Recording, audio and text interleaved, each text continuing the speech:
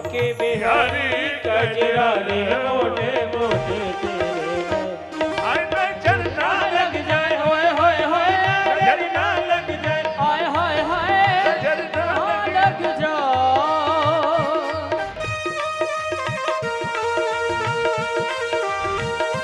आनंद से भाव से सभी लोग आनंद लीजिए। हरि बोल।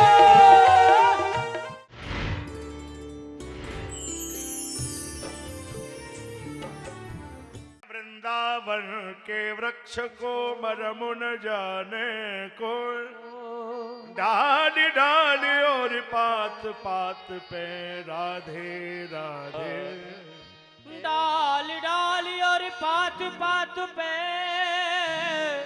श्री राधे राधे हो। आपका परिचय हो या ना हो, लेकिन वृंदावन में किसी जगह खड़े हो जाओ, कहीं भी आप खड़े होंगे, अपने आप ही कोई पीछे से बोल देगा राधे राधे भैया राधे। कहाँ को राधे भैया राधे। रिक्शे वाला घंटी नहीं बजाता, कभी भी घंटी बजाता ही नहीं, हॉर्न मारेगा ही नहीं, बस यही बोलेगा चलो राधे, बढ़ो राधे, हटो राधे, राधे आगे राधे, पीछे राधे। दूसरा बाकी नहीं है। वृंदावन में रहोगे तो राधे राधे कहोगे, कहना ही पड़ेगा। वृंदावन में रहना होगा, राधे राधे कहना होगा। ये ब्रज का भाव। इसलिए वृंदावन में भक्ति आई तो जवान हो गई, जवान। अब वृंदावन में भक्ति जवान है, तो भक्ति ने कहा कि तकलीफ यही है कि मेरे बेटे बूढ़े हो गए, मैं जवान हूं। भक्ति से नारद जी ने कहा देवी घबराने की बात नहीं है। वृथा खेदा असेवाली अहो चिंता तुरो कथम श्री कृष्ण चरणाम भोजम स्मर दुखम गमिष्यति। खेद क्यों कर रही हो, भगवान के चरणों का ध्यान करो, दुख भाग जाएगा, दुख चला जाएगा। भगवान का ध्यान तो करो ना। अच्छा, ऐसा आपको भी लगता है, मेरे को भी लगता है, कभी कभी आप लोगों को भी लगता होगा कि जैसे भगवान का नाम अगर बहुत आप लेने लगे और मंदिर ज्यादा जाना शुरू कर दे, ज्यादा ही पूजा पाठ करें, तो उतनी परेशानी ज्यादा। और जो आदमी मंदिर की तरफ झांकेंगे भी नहीं, वो हलवा पूरी चकाचक, कोई दिक्कत नहीं। और जो मंदिर रोज जाए वो रोटी में भी दर्द, समस्या, काम बंद, धंधा बंद, मुश्किल। तो कई लोग तो यहाँ भी बैठे होंगे, एक दो लोग, उन्होंने मंदिर जाना बंद ही कर दिया, भगवान जी से कह दिया तुम अपने घरे जाओ, हम भी जा रहे हैं, आज के बाद राम राम नहीं मिलेंगे, जाओ। अरे हम रात दिन तुम्हारी पूजा करें और तुम ऐसा करते हो हमारे साथ। अच्छा, आज हम उनका जवाब दे दें, इसलिए कि वो वापसी कर ले, वो अपनी बात को वापस ले ले, कल से जाना फिर शुरू कर दें। जवाब तो सुन लो। देखो मेरे भैया, सोना अगर ये चाहता है कि मेरे को सोनार के लॉकर में रहना है तो बड़े आराम से रह सकता है। और अगर सोना चाहे कि मुझे गले का हार बनना है, हाथ की चूड़ी बनना है और मुझे कान की बाली बनना है, तो उस सोने को लॉकर के बाहर निकलना पड़ेगा और गरम गरम आग में जलना पड़ेगा, बड़ी सी हथौड़ी से पिटना पड़ेगा, फिर छेदना पड़ेगा। बिना छेदे, बिना जलाए, बिना गलाए, बिना तपाए सोना तो है, अंगूठी कभी नहीं बन सकता। तो जिन लोगों ने फैसले कर लिए हैं कि भगवान के गले का हार बनना है, तो उन्हें तपना भी पड़ेगा, पिटना भी पड़ेगा, जलना भी पड़ेगा। वो इतने जल्दी तुम्हें स्वीकार कर लेंगे।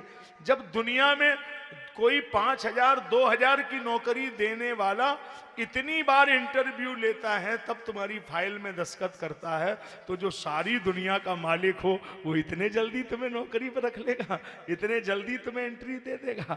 उसके यहाँ तो बहुत परीक्षाएं देनी पड़ेंगी। ध्रुव हो, प्रहलाद हो, सुदामा हो, नरसी हो, मीरा हो, जब इन्होंने हद से ऊपर परीक्षाएं दे दी तब वो प्रसन्न हुआ। तो इतने जल्दी तुम्हें स्वीकार कर लेगा, तुमने सोच कैसे दिया? इतने जल्दी वो तुम्हें स्वीकार नहीं करेगा। इसलिए मेरे भाई, दुनिया के सेठ की नौकरी करते हो, सेठ लोग बैठे हैं यहाँ, ये कितनी नौकरी ऐसे देता है कोई सेठ? नौकरी बड़ी नजर रखता है और महीने 2 महीने तो सेठ की बड़ी पैनी नजर होती है। इतना भी गड़बड़ है, अड़िए शाम को पेमेंट लो, अड़िए ये दुनिया के सेठ जो 2, 5, 10 हजार की नौकरी देते हैं, इतना ज्यादा गड़बड़ होता है।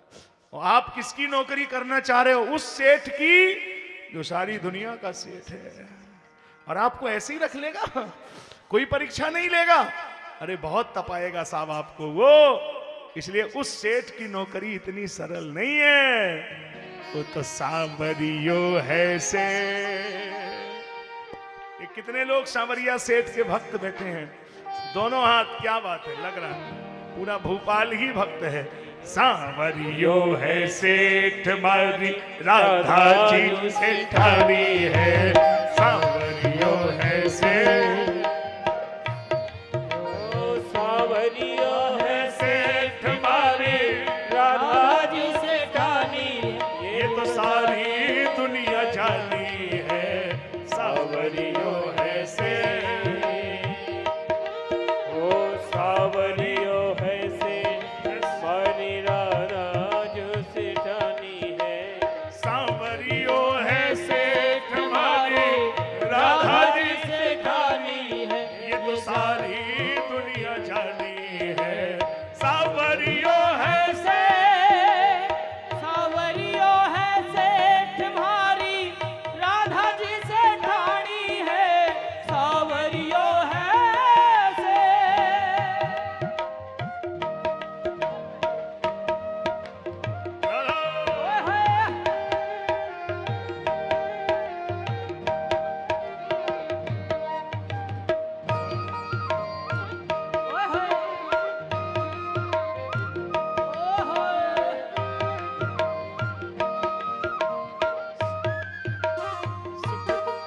राजाओं के राजा, महारानी की रानी, तेरे मोरे मुकुट साजे,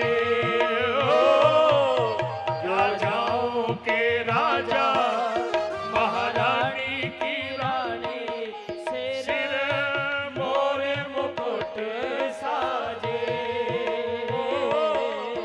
जोड़ी बड़ी प्यारी दरबार है प्यारा, ओ राधा संग वो साजे, जोड़ी बड़ी प्यारी दरबार है प्यारा,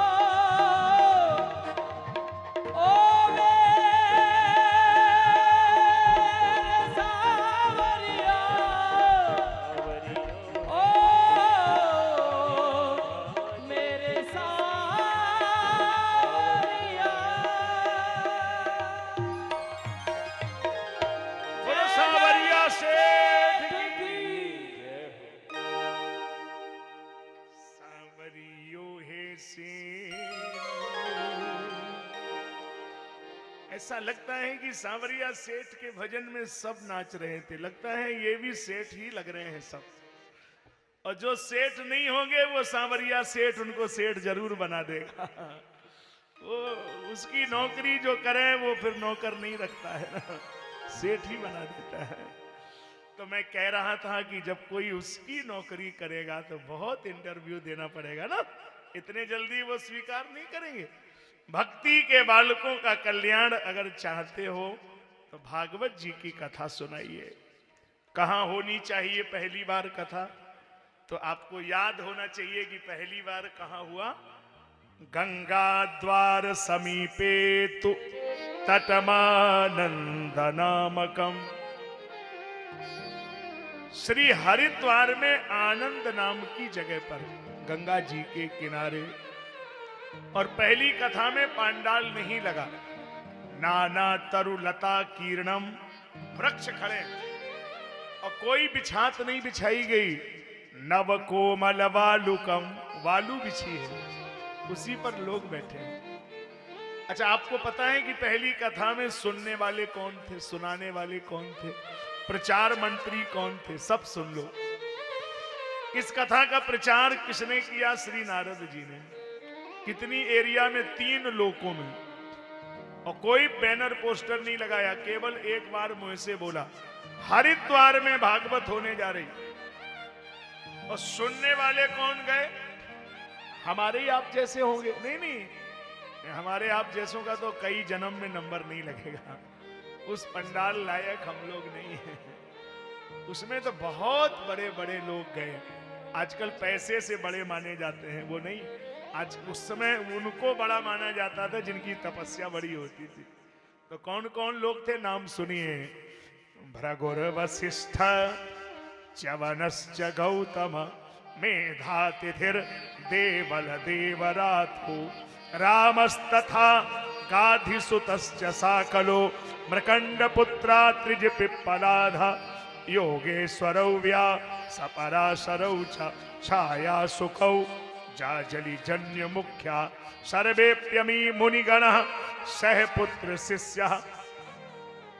भृगु वशिष्ठ च्यवन गौतम मेधातिथि भीत्रोद मधुक्षंदा पाराशर वेदव्यास कण्व कात्यायन अत्रि नारद अंगिरा वशिष्ठ परशुराम, ये उस पंडाल के श्रोता थे उस जमाने के।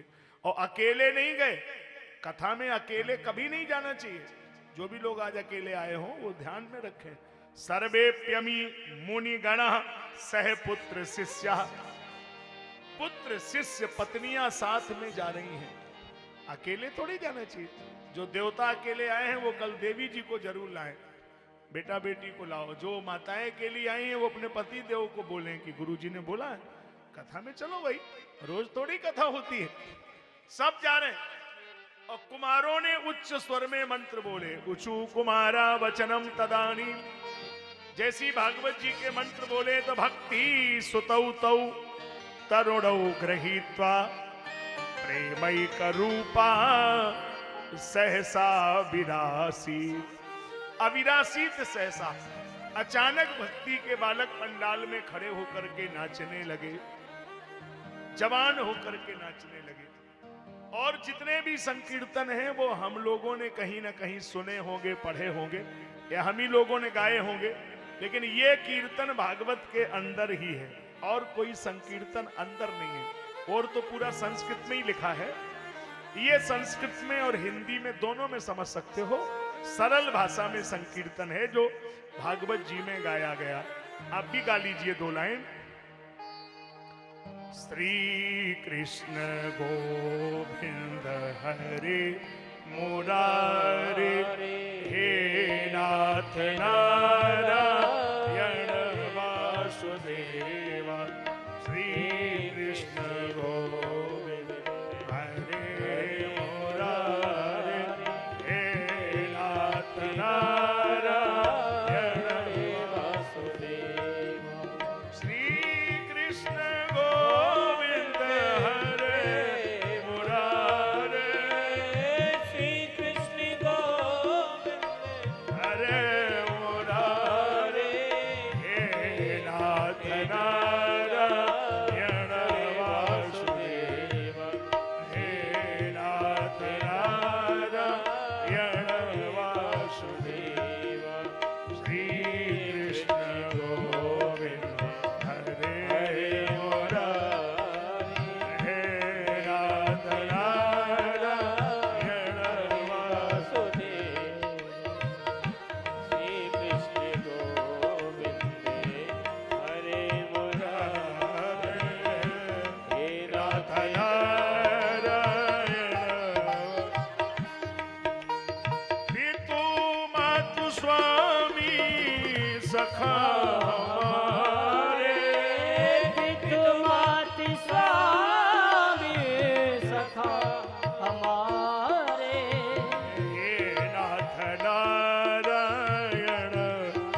वासुदेव हे नाथ नारायण वासुदेव श्री कृष्ण गोविंद हरे मुरारी हे नारायण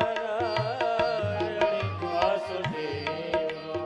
ये भक्ति के बालक जवान हो गए।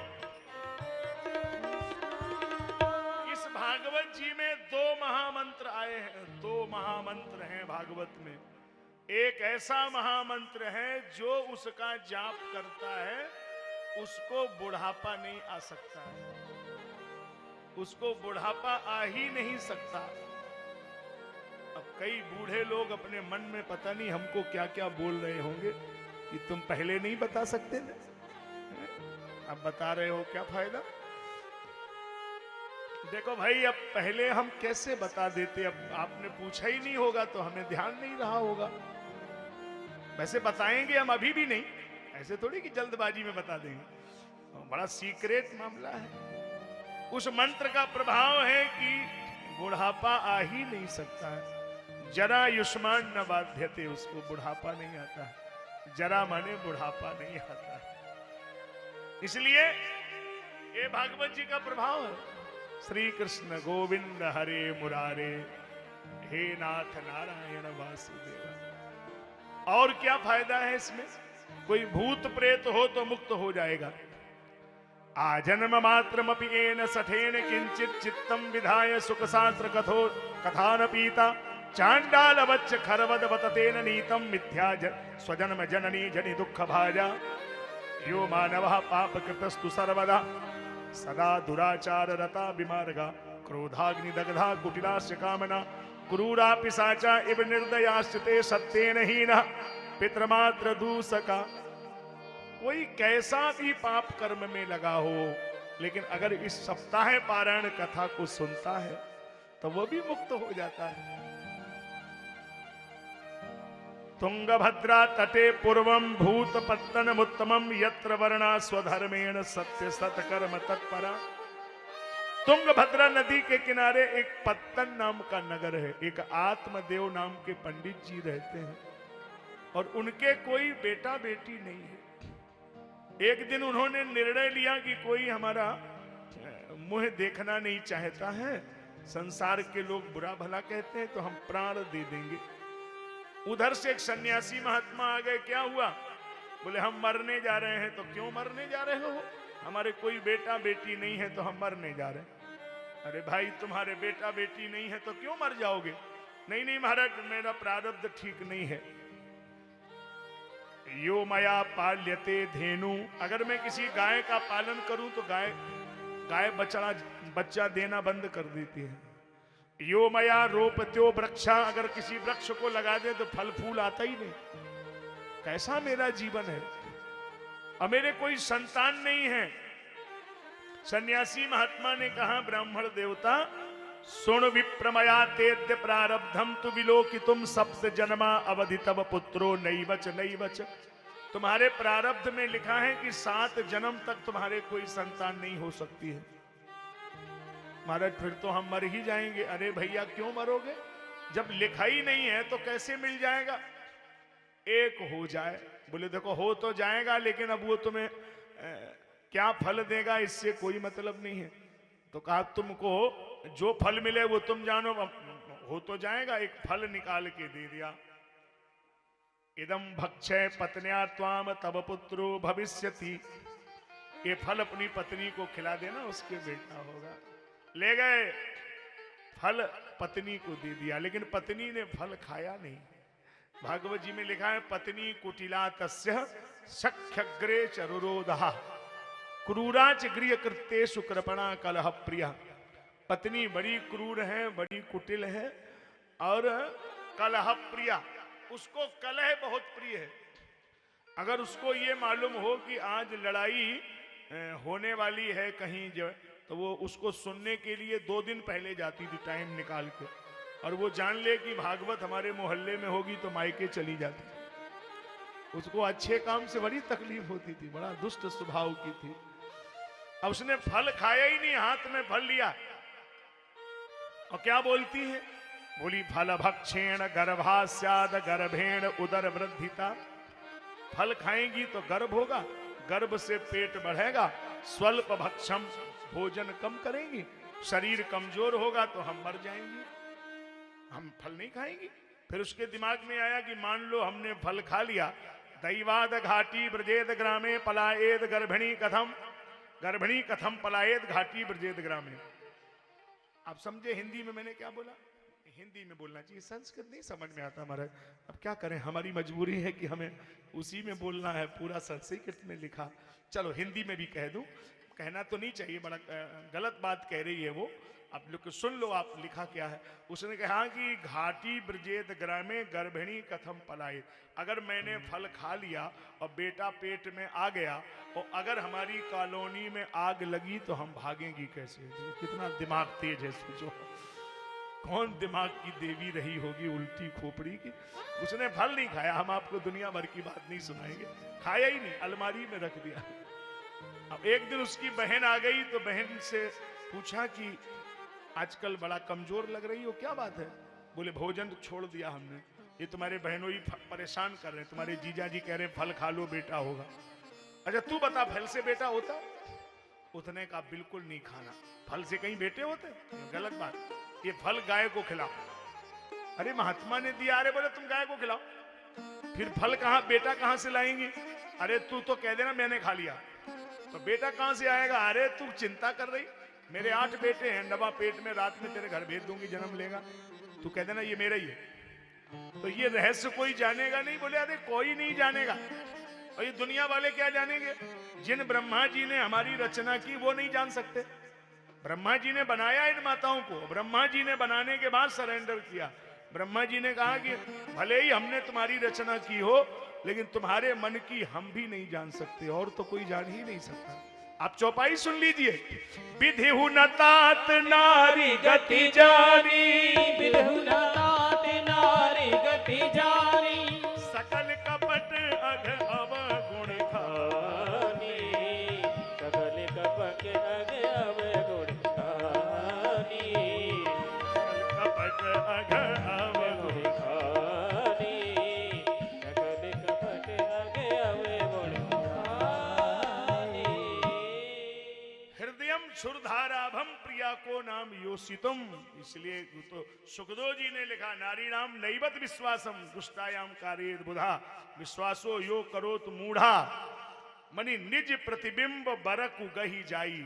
आदमी चलने में अपनी छाया पकड़ सकता है, जानी न जाही नारी गति भाई, इनके मन की गति को नहीं जान सकता। जितने लोग दुकानदार होंगे वो सब समझते होंगे साहब, अगर ये आ जाएं तो पहले बोलेंगी कि इसी कलर में दूसरा दिखाइए, दूसरा दिखा दो तो फिर कहेंगे कि नहीं कलर यही हो लेकिन डिजाइन दूसरी हो। अब डिजाइन यही हो तो बोले डिजाइन यही हो तो लेकिन पैसे लगभग यही होने चाहिए। ये हमारे मोहन घंटे वाले जी आ गए, इनकी समझ में बात आ रही, क्योंकि ये देवियों के स्वभाव में है साहब। आप जिस बाजार को 10 मिनट में कर दें वो 2 घंटे में करेंगे, क्योंकि बड़ा मुश्किल में वो बात समझ में आ सकती है कि वो कितनी भी अच्छी चीज लाएं फिर भी कहेंगे कि वो क्या करें, अभी पसंद तो नहीं थी, चलो ठीक है अब ले लो कोई बात मनी। ये ऐसी है बात, यहाँ की नहीं है, ये और कहीं की बात करें, भोपाल में ऐसी बातें नहीं होगी कि बड़ा मुश्किल बात है साहब। तो कहा कि ये बात ठीक नहीं रहेगी, बात बनेगी नहीं। तो नारी राम नैवत विश्वासम, वो फल गैया को खिला दिया और गाय ने एक बालक को जन्म दिया। चूंकि महात्मा का फल तो झूठा होगा नहीं, गाय ने एक बालक को जन्म दिया, बहुत सुंदर, सर्वांग सुंदरम दिव्यम निर्मलम कनक प्रभम। सारा शरीर मनुष्य का है और कान गाय जैसे हैं, तो उसका नाम रखा गया गोकर्ण। गो माने इंद्री, कर्ण माने सारथी। और इसके बाद में फिर वो मौसी ने जो षड्यंत्र रचा है तो धुंधकारी नाम का बालक जन्मा। गोकर्णो पंडितो ज्ञानी धुंधकारी महाखला। गोकर्ण बहुत बड़ा विद्वान ब्राह्मण हुआ, धुंधकारी उतना ही बड़ा दुष्ट हुआ। चौरा सर्वजन द्वेषी, चोरी करे, शराब पिए, बड़ी उल्टे सीधे दुर्गुण। एक दिन पिताजी ने शरीर का त्याग कर दिया। बालक की दुष्टता की वजह से माता ने कुआं में गिर करके प्राण दे दिया। धुंधकारी ग्रहे तिष्ठति पंच पर्ण वधु व्रता। 5 वेश्याओं को लेकर के धुंधकारी घर में रहने लगा। यही जीवन के 5 विषय हैं, रूप रस गंध स्पर्श शब्द। जब जीवन परमात्मा से दूर होता है, धर्म से सत्संग से दूर होता है, तो 5 विषय रूप रस गंध स्पर्श शब्द। और जब जीव भगवान से विमुख हो जाएगा तो फिर विषयों के चक्कर में पड़ जाएगा। और ये विषय कहां तक जीवन को घसीट करके ले जाएंगे, इन विषयों के चक्कर में पड़ करके जीवन में क्या दुर्गति होगी, ये तो इसी कथा से समझ में आता है कि धुंधकारी को एक दिन वेश्याओं ने चारपाई में कस करके बांध दिया। भाके बिहारी कजरा रे मोटे मोटे तेरे हाय नजर ना लग जाए, होए होए होए नजर ना लग जाए, हाय हाय हाय नजर ना लग जाए। भाके बिहारी कजरा रे मोटे मोटे तेरे हाय नजर ना लग जाए, होए होए होए नजर ना लग जाए, हाय हाय हाय नजर ना लग जाए।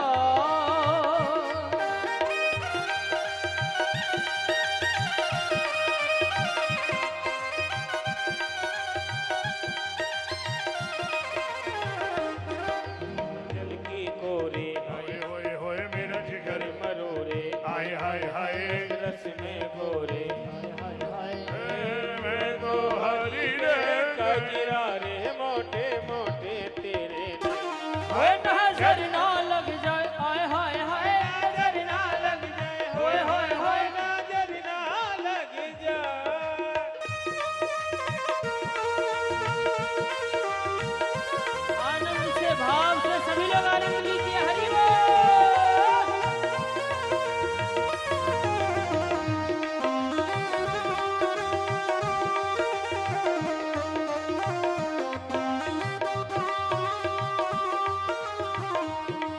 आंखों का काजल होए होए होए मेरा जिगर है घायल, हाय हाय हाय नस नस में पागल, हाय हाय हाय मैं तो हरी रे गजरा रे मोटे मोटे तेरे हाय नजर ना लग जाए, होए होए होए नजर ना लग जाए, हाय हाय हाय नजर ना लग जाए। होए होए होए नजर ना लग जाए, हाय हाय हाय।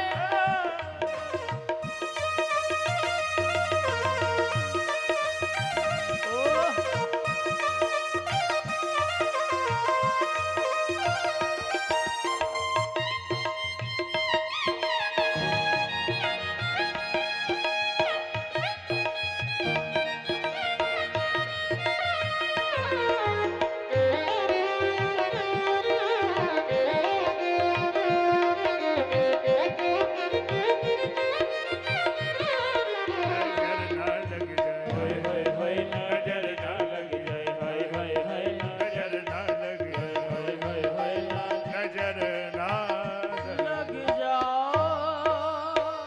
बोलो वृंदावन बिहारी लाल की जय, जय जय श्री राधे। विषय ये चल रहा था कि उन वेश्याओं ने धुंधकारी को ही मार दिया। धुंधकारी को प्रेत की योनि में जाना पड़ा और उसके प्रेतत्व से छुटकारा दिलाने के लिए गोकर्ण जी ने भागवत जी की कथा सुनाई और वो एक 7 गांठ के बांस में आकर के बैठ गया। जैसे ही कथा शुरू हुआ तो प्रथमे दिन तथा सायं प्रथम ग्रंथि विभेदनम, पहले दिन की कथा में पहली गांठ फट गई। एवं सप्त दिनश्चैव सप्त ग्रंथि विभेदनम, 7 दिन की कथा में 7 गांठें फट गईं। धुंधकारी तुलसी की माला डाल के प्रकट हो गया। धन्या भागवती वार्ता प्रेत पीड़ा विनाशनी, धन्य है भागवत की कथा, प्रेत की पीड़ा को विनाशित कर दिया। हम भी भागवत कराएंगे तो कैसे कराएंगे ये भी सुनना जरूरी है। दैवज्ञम तु समाहूव मुहूर्तम पृच्छति यत्नतः विवाहे यादृशं वित्तम तादृशं परिकल्पयेत। पहले तो किसी सुयोग्य आचार्य से मुहूर्त शोधन कराना चाहिए। विवाहे यादृशं वित्तम, जितना धन बेटी के विवाह में खर्च हो उतना भागवत के लिए संकल्प करना चाहिए। भागवत और बेटी के विवाह को बराबर ही माना गया। कथा में कोई विघ्न ना पड़े तो कथा विघ्न विनाशाय गणनाथम प्रपूजयेत, गणेश भगवान की नित्य पूजा करना चाहिए। फिर कथा कोई भी सुना दे, ऐसा नहीं लिखा है, क्षमा करिए, कोई सुने कोई पढ़े इसके लिए मना नहीं है, लेकिन व्यासपीठ पर बैठ करके कोई उपदेश देगा तो उसके लिए नियम। विरक्तो वैष्णवो विप्रो वेद शास्त्र विशुद्ध कृत, ब्राह्मण हो या कोई सन्यासी हो और या कोई विरक्त हो, वैष्णव हो, ये नहीं कि कोई भी बैठ के सुना दे। कोई बैठ के सुनाने की चीज नहीं है। वेद शास्त्र विशुद्ध कृत, वेद और शास्त्र दोनों का अनुभव किया हो। खाली इतने से नहीं चलेगा कि वो कुछ भी कह दे तो हो जाएगा भागवत। उसे पता हो कि कितना विषय है, कितना कहां कहां क्या लिखा है, कितना निकाल सकता है उससे। ये हमारी जिम्मेदारी है। क्योंकि दुनिया की सबसे सर्वोच्च पीठ है जहां पर हम बैठे हुए हैं इस समय, ये व्यासपीठ है। इसका इतना बड़ा पीठ का महत्व है कि अगर भारतवर्ष का प्रधानमंत्री भी पंडाल में आ जाए तो इसके ऊपर आसन नहीं लगा सकता, वो भी नीचे ही बैठेगा, क्योंकि इसके ऊपर आसन किसी का हो ही नहीं सकता। ये तो व्यास आसन आसीनम त्रिगुणम मन्यते जगत, इस आसन पर बैठने का मतलब व्यासाय विष्णु रूपाय, उसका तो नारायण स्वरूप हो जाता है। पीठ इतनी वंदनीय है कि हमें भी इसका वंदन करना पड़ता है। ये नहीं कि हम बच जाएंगे, हम भी इस पीठ पर तब बैठेंगे तो प्रणाम करके ही बैठेंगे। व्यक्ति महत्वपूर्ण नहीं है, पीठ महत्वपूर्ण है। इसलिए इस पीठ का वंदन है, बहुत महत्वपूर्ण है, बड़ी नियमावली है। क्षौर कर्माद्य न कारयेत, यजमान को और आचार्य दोनों के लिए क्षौर कर्म वर्जित कर दिया। जैसे हम बाल नहीं बना सकते अब, जब तक कथा पूरी नहीं हो जाएगी, यजमान को भी नहीं बनाना है, कठिन नियम है थोड़ा। और हम तो एक आसन से ही उपदेश करते हैं। तो यहां से शुरू करते हैं पहला स्कंद। जनवाद्यस्य यतोन्वयादितिरितश्चार्थे स्ववीर्यस्वरा तेने ब्रह्म हृदय आदि कवये मुह्यन्ति यत्सूरया तेजो वारि मृदाम यथा विनिमयो यत्र त्रिसर्गो मृषा धामना स्वेन सदा निहस्त कुहकम सत्यम परम धीमहि। ग्रंथ के उद्घोष में 3 श्लोकों को एक साथ लिया गया, मानी बिल्कुल सीधा सीधा उपनिषद से उठाया गया। ये ईशावास्योपनिषद के पहले मंत्र पर 18,000 श्लोक बने। ईशावास्यम इदम सर्वम यदि किंच जगत्याम जगत तेन त्यक्तेन भुंजीथा मागधा कस्य स्विद्धनम ईश आवास इदम सर्वम सर्वम खलवम इदम ब्रह्म। इसलिए इसी पर संपूर्ण भागवत की रचना, 18,000 श्लोक। ईश आवास इदम सर्वम, परमात्मा का है, परमात्मा में है, परमात्मा ही है। और जब वही है तो तेन त्यक्तेन भुंजी था मां गिरधा कस्य स्विद्धनम। इसमें 3 है, धर्मा प्रोज्जित कैतवोत्र परमो निर्मत सराणाम सताम वेद्यम वास्तव मत्र वस्तु शिवदम तापत्रयो न मूलनम। और इसी में आगे वो श्लोक है जो पूरी भागवत में सर्वोपरि है। इसको बोल लेने से मन वाणी बुद्धि सब पवित्र हो जाती है। तो बोल दीजिए, एक बार आपसे बुलवा लेते हैं, ठीक है? बोलिए, धीरे धीरे बोलूंगा, आप बोलिए, उच्चारण सही रखिएगा। निगम निगम कल्प कल्प तरोरुगलितुम फलम फलम सुखमुखाद सुखमुखाद अमृत द्रव संयुतम अमृत द्रव्य संयुत पिबत भागवतम पिबत भागवतम रसमालयम रसमालयम मुहुरहो मुहुरहो रसिका भुवि भावुका। रसिका भुवि भावुका। अब जरा इसका अर्थ समझ लो मैं क्या कह रहा था। निगम कल्प तरोर गलितुम फलम सुख मुखाद अमृत द्रव संयुतम पिबत भागवतम रसमालयम मुहुरहो रसिका भुवि भावुका। निगम नितराम गमयति आत्म तत्वम बोधयति इति निगमा। निगम माने वेद। कल्प तरोरु गलितुम फलम, वेद को यहाँ कल्प वृक्ष माना गया। वेद के कल्प वृक्ष में एक फल लगा है, उस फल का नाम है भागवत। वेद कल्प वृक्ष है, भागवत उसका फल है। तो इस फल को क्या करना है? पिबत भागवतम रसमालयम नलयम आलयम लयम रसम पिबत रसमालयम पिबत भागवतम। तो फलम खादती होगा कि फलम पिबती होगा? सामान्य संस्कृत है, जलम पिबत रसम पिबत फलम खादती। फल खाया जाएगा, फल पिया तो नहीं जाएगा। इसमें यह कहा गया कि भागवत फल है लेकिन इसको पी जाओ। तो भागवत को कैसे पीना चाहिए? अरे भाई भागवत तो सुनने का विषय है, इसको पीना तो नहीं चाहिए। अब इसमें कह रहे कि नहीं पीना है। कैसे पीना है? ये भी तरीका बताऊं आपको पीने का। अच्छा सरल भाषा में बताऊं, ऐसे नहीं समझ रहे आप। हम ये कहना चाह रहे हैं कि भागवत को पी जाओ। कैसे? जैसे आप बोलते हैं ना कि वो कल पार्टी में तुम्हारे पड़ोसी हमको मिले थे, बहुत उल्टा सीधा बोल रहे थे तुम्हारे बारे में। तो क्या बोल रहे थे? अब हम पी गए। समझ गए ना? वैसे आप पड़ोसियों की बात पी जाते हैं ना, इसी तरह भागवत को भी पीना है। क्योंकि इसमें इतना रस है कि आप इसको पीते रहिए। अच्छा पीने में कैसा लगेगा? मीठा। तो मीठे की गारंटी क्या है? सुख माने तोता, सुख मुखाद अमृत द्रव संयुतम। सुख माने तोता, और तोते ने मुंह से इस फल को काट दिया है।